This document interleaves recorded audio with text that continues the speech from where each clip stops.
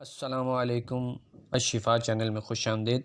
उम्मीद करता हूँ कि सब दोस्त अब आप खैरियत से होंगे और दुआ करता हूँ कि अल्लाह रब्बुल इज़्ज़त हम सब की हिफाजत फरमाए।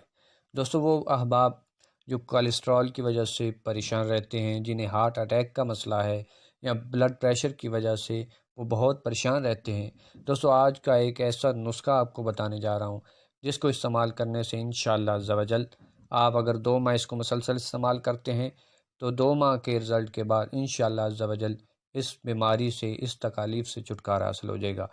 दोस्तों, बहुत ही आसान और नायाब नुस्खा है। ये किस तरह इस्तेमाल करना है? मेथी दाना, दोस्तों एक छोटे छोटे बीज पर मुश्तमिल ये मेथी दाना है। इसको दोस्तों आपने रात को भिगो देना है। रात को भिगोने के बाद सुबह निहार मुँह आपने इसे खा लेना है। चंद महीने के इस्तेमाल से दोस्तों आप अगर अपनी एंजियोग्राफी भी करवा लें तो इसमें बेहतर रिज़ल्ट और नताइज आपके सामने दिखाई देंगे। दोस्तों, इसके साथ साथ आपने कोल्ड ड्रिंक, मुर्गन ग़िज़ाएँ और जंक फूड जो हैं इससे परहेज़ करनी है। इस नुस्खे को इस्तेमाल करते रहें।